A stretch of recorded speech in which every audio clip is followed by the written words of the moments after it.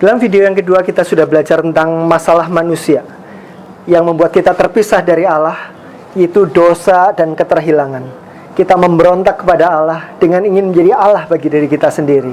Kita kehilangan kemuliaan Allah, kita layak dihukum, kita tidak dapat menyelamatkan diri sendiri. Itulah kabar buruknya. Dan pertanyaan yang kita miliki adalah bagaimana caranya supaya kita dapat kembali diselamatkan, kembali memiliki relasi dengan Tuhan, kembali hidup bersama-sama dengan Tuhan saat ini dan juga dalam kekekalan. Dengan cara yang dimana Allah dapat menyatakan kasih-Nya dan juga keadilannya. Kita sampai pada kebenaran yang ketiga, yaitu penyelesaian Tuhan melalui penebusan Kristus. Ayat yang sangat terkenal di dalam Alkitab adalah Yohanes 3 ayat 16. Mari kita merenungkan ayat yang luar biasa ini bersama-sama. Karena begitu besar kasih Allah akan dunia ini. Kita melihat di sini ada satu penekanan tentang karakter Allah, Allah yang kasih, dan Allah mengasihi saudara dan saya, mengasihi dunia ini. Dilanjutkan, sehingga Ia telah mengaruniakan anaknya yang tunggal, supaya setiap orang yang percaya kepadanya tidak binasa, melainkan beroleh hidup yang kekal. Tujuan Allah adalah supaya kita tidak lagi ada dalam kebinasaan karena dosa-dosa kita, melainkan kita ada dalam kekekalan bersama dengan Allah. Dalam persekutuan yang intim, kita kembali dipulihkan sebagai umat ciptaan Allah yang menikmati Allah dan memuliakan Allah. Tetapi tidak bisa hanya dengan Allah mengasihi kita kemudian mengabaikan semua dosa-dosa kita. Keadilan Allah perlu ditetapkan, keadilan Allah perlu dijalankan. Itulah sebabnya dikatakan dalam ayat ini, Ia telah mengaruniakan anaknya yang tunggal. Tidak bisa hanya dengan kasih, tidak bisa hanya dengan keadilan, tapi kasih dan keadilan.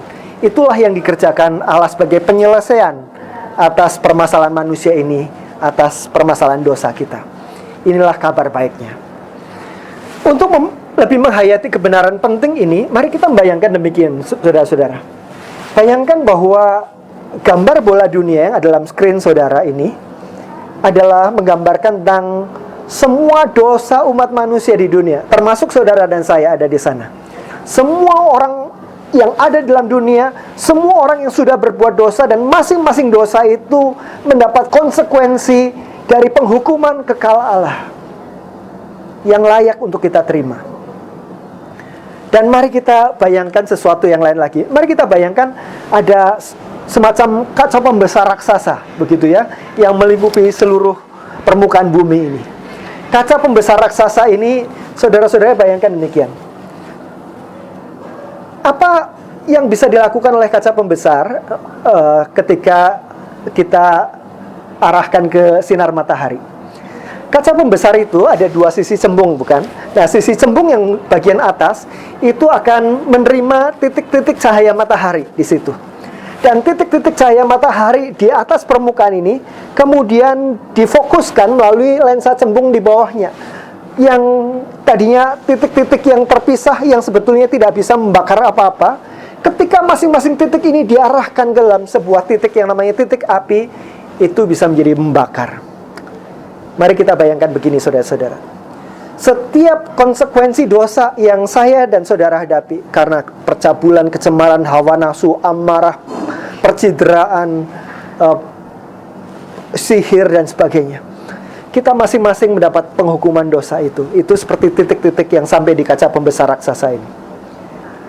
Dan itu dari satu orang, orang yang lain lagi, orang yang lain lagi, orang yang lain lagi, kemudian difokuskan ke satu titik. Semua konsekuensi dosa itu difokuskan ke satu titik. Semua konsekuensi dosa itu tidak diabaikan, tetapi dijalankan, ditimpakan kepada satu titik. Saudara-saudara, satu titik itu pernah terjadi di dalam sejarah sekitar 2000 tahun yang lalu. Di atas sebuah bukit, pada satu tubuh, di atas kayu salib, pribadi Yesus Kristus. Di dalam pribadi Yesus Kristus itulah. Dia yang adalah Allah yang menjadi manusia. Pada saat itu dia menggantikan hukuman dosa yang seharusnya saya dan saudara terima. Dia terima di dalam tubuhnya. Di dalam Alkitab dikatakan dia yang tidak berdosa telah dibuat menjadi berdosa. Sesuatu yang unthinkable, bukan? Tidak dapat kita pikirkan. Allah yang kudus, Allah yang tidak pernah ada dalam kecemaran satu detik pun, telah dibuat menjadi dosa. Pada saat itu terjadi substitusi, terjadi penggantian. Dosa-dosa kita ditanggung oleh tubuhnya. Dan ketika hukuman dosa itu ditimpakan, itu semua ditimpakan kepada dirinya, supaya keadilan Allah dapat digenapi. Sesuatu yang mengerikan dihadapi oleh Yesus ketika dia ada di atas kayu salib itu. Sampai di atas kayu salib, ada satu titik di mana titik yang sangat mengerikan dalam hidupnya ketika dia berkata, Eli, Eli lama sabachthani. Allahku, Allahku, mengapa engkau meninggalkan aku? Suatu pernyataan yang tidak mungkin dapat kita pahami sampai sekarang. Martin Luther, bapak reformator kita, merenungkan kebenaran ini selama berjam-jam. Kemudian setelah memikirkan sekian lama dan tidak dapat menghayati dan memikirkan bagaimana, dia kemudian menggebrak meja dan berkata, bagaimana mungkin Allah meninggalkan Allah? Bagaimana mungkin Allah meninggalkan Allah? Yesus Kristus adalah Allah yang menjadi manusia. Dia adalah Allah sendiri dan tidak mungkin, tidak pernah Allah meninggalkan Allah.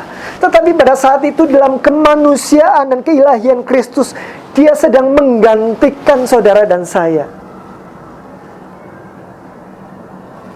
Di dalam situasi itulah dia sedang menanggung penghukuman yang seharusnya kita tanggung, supaya kekudusan dan keadilan Allah, penghukuman Allah, penghakiman Allah tetap dilaksanakan.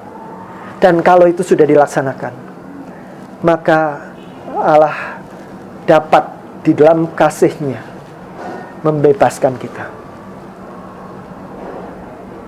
Saudara-saudara, kita jauh lebih berdosa dan jauh lebih cemar daripada yang berani kita bayangkan. Tetapi ketika kita melihat salib Kristus, pada saat yang sama kita jauh lebih diterima dan jauh lebih dikasihi daripada yang berani kita harapkan. Pertanyaannya adalah, mengapa Kristus yang di atas salib mengambil semua tempat kita untuk dihukum dapat membebaskan kita? Yang pertama adalah karena dia manusia yang tidak berdosa. Untuk dapat menggantikan kita manusia perlu digantikan oleh manusia yang lain. Misalnya saya berbuat dosa dan saya harus dihukum, maka untuk yang bisa menggantikan hukuman saya adalah manusia yang lain yang menggantikan hukuman itu. Tetapi masalahnya di sini, kita semua punya hutang dosa kepada Tuhan. Tidak ada seorang manusia pun yang dapat menggantikan hutang dosa saya, karena masing-masing orang sedang berhadapan dengan hutang dosanya sendiri, dengan konsekuensi dosanya sendiri. Maka yang bisa menggantikan saya adalah manusia yang lain yang tidak berdosa.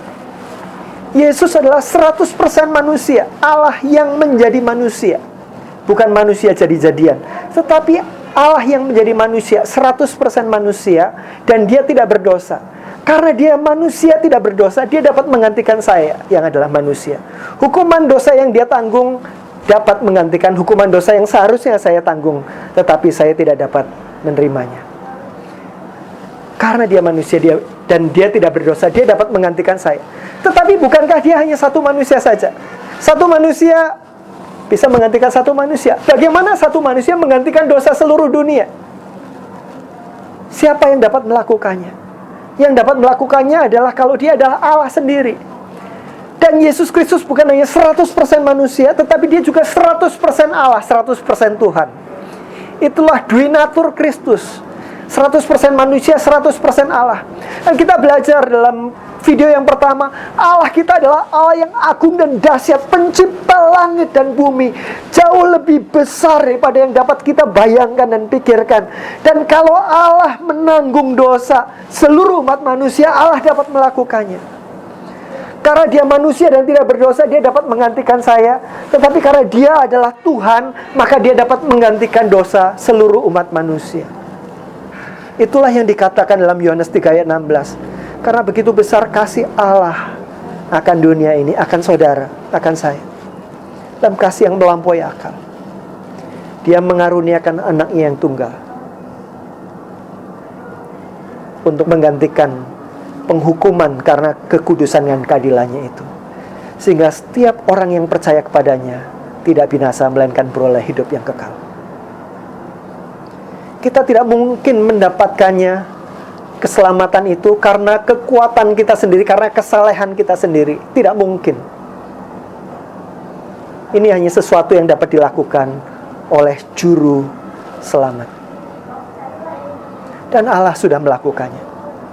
Sehingga tidak heran dikatakan di dalam Yohanes 14 ayat 6, Yesus berkata, "Akulah jalan, akulah kebenaran, dan akulah hidup. Tidak ada seorang pun yang dapat datang kepada Bapa kalau tidak melalui aku." Karena syarat seorang juru selamat adalah 100% manusia, 100% Allah, dan tidak ada pribadi lain di bawah kolong langit ini selain pada pribadi Yesus Kristus. Pertanyaan berikutnya, saudara-saudara, jika itu sudah diselesaikan oleh Kristus, penghukuman yang seharusnya saudara dan saya tanggung, sehingga kita bebas dikasih dan diampuni oleh Allah, sehingga kita bisa diterima oleh Dia. Pertanyaannya adalah, bagaimana supaya kita dapat mengalami anugerah keselamatan itu, mengalami anugerah penebusan Kristus itu? Kita akan belajarnya dalam video yang terakhir, video yang penting, video yang keempat, bersama-sama.